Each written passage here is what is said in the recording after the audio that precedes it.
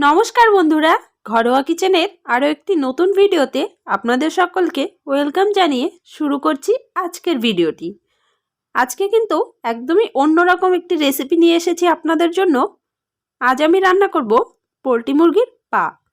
এই জিনিসটি অনেকেই কিন্তু পছন্দ করেন, আবার অনেকেই একদমই পছন্দ করেন না। যারা পছন্দ করেন তাদের জন্য এই রেসিপিটি।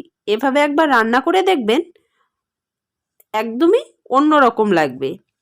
আর যারা একদমই পছন্দ করেন না তাদের পক্ষে তো এটা খাওয়া সম্ভবই নয়। দেখুন, এখানে আমি পাগুলো ভালো করে ধুয়ে নিয়েছি আগেই, আর নখগুলো দোকান থেকে আমি কাটিয়ে এনেছি। আপনারাও কিন্তু দোকানে বলবেন, সেগুলো কেটে দেবে এরা। সঙ্গে এখানে নিয়েছি আমি কিছু গিলে, 4টে মতো গিলে নিয়েছি। এগুলো খুব ভালোভাবে কিন্তু আমি পরিষ্কার করে নেব দায়ের সাহায্যে। আর দেখুন, অনেকটা চর্বি রয়েছে। এবারে পাগুলোর মধ্যে আমি একদম ফুটন্ত গরম জল ঢেলে দেব। অবশ্যই কিন্তু আপনারা জলটা খুব ভালোভাবে গরম করে নেবেন, না হলে কিন্তু এই পাগুলো পরিষ্কার খুব ভালোভাবে হবে না। আমি যেভাবে বলছি এভাবে যদি আপনারা করেন তাহলে কিন্তু খুব সুন্দরভাবে আপনারা পাগুলো পরিষ্কার করতে পারবেন। এবারে এটাকে আমি 40 সেকেন্ডের মতো ঢেকে রাখবো। খুব বেশি সময় কিন্তু এটাকে আমি ঢেকে রাখবো না, সেক্ষেত্রে কিন্তু এগুলো ভালোভাবে হবে না। দেখুন, 40 সেকেন্ড রেখে এগুলো কিন্তু আমি থালায় তুলে নিয়েছি। দেখুন চামড়াটা কত সহজেই সুন্দরভাবে উঠে আসছে। বেশি সময় রাখলে কি হবে, চামড়ার সঙ্গে কিন্তু মাংস সমেত উঠে আসবে। আর এভাবে যদি আপনারা খুব তাড়াতাড়ি করেন তাহলে কিন্তু ভালোভাবেই হয়ে যাবে।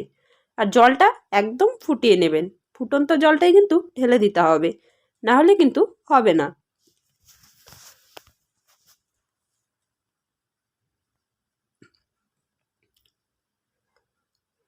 এভাবে খুব ভালোভাবে পরিষ্কার করে নেব।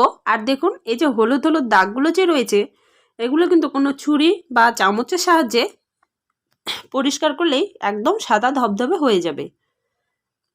এভাবেই আমি সব পাগুলো পরিষ্কার করে নেব।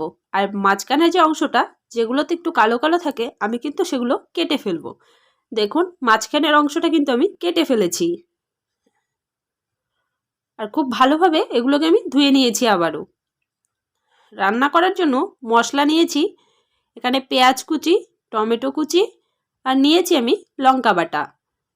যেহেতু আমি ঝাল ঝাল করে কষা করব তাই লঙ্কা বাটা নিয়েছি, আদা রসুন বাটা আর জিরে ধনে বাটা।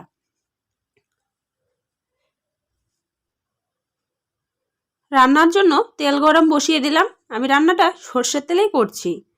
তেলের ওপর দিয়ে দেব পেঁয়াজ কুচি। পেঁয়াজ কুচিটা দিয়ে একটু নেড়ে চেড়ে এতে আমি মশলাগুলো দিয়ে দেব। খুব বেশি কড়া করে কিন্তু আমি ভাজবো না। দিয়ে দিলাম টমেটো কুচি, আদা রসুন বাটা, জিরে ধনে বাটা,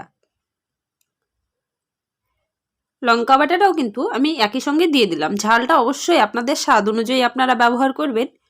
এরপরে দিয়ে দিলাম পরিমাণ মতো নুন, আর দিয়ে দেব হলুদ। দিয়ে দিলাম কালারের জন্য কাশ্মীরি লঙ্কার গুঁড়ো। আর এতে আমি দিয়ে দেব মিট মশলা গুঁড়ো। আপনারাও কিন্তু মিট মশলাটা দেবেন। মিট মশলা দিলে একটা আলাদা স্বাদ কিন্তু এর হবে। এবারে মশলাগুলো নেড়ে চেড়ে কিছুক্ষণ ভেজে নিয়েছি। এর ওপরে ধুয়ে রাখা মুরগির পা আর গিলেগুলো দিয়ে দেবো আমি।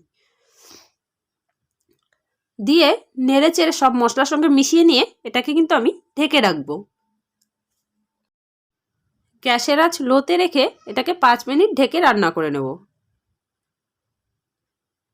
দেখুন, 5 মিনিট পরে মাংসের গায়ে যা জল ছিল সেটা কিন্তু ছেড়ে দিয়েছে। এবারে এই জলটা টানিয়ে খুব ভালো করে এটাকে আমি কষিয়ে নেব। একদম কড়া করে কষিয়ে নেব কিন্তু।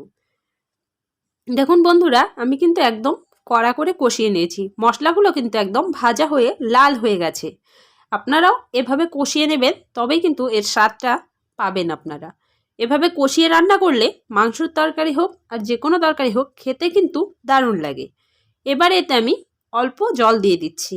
আমি কিন্তু গ্রেভি রাখবো না, শুধু সেদ্ধ হওয়ার জন্য এটাতে আমি জল দিয়ে দিলাম। এবারে এটাকে আমি আবারও ঢেকে দেব। এটাকে আমি 5 মিনিট ঢেকে রাখবো, তাহলেই কিন্তু খুব ভালোভাবে সেদ্ধ হয়ে যাবে।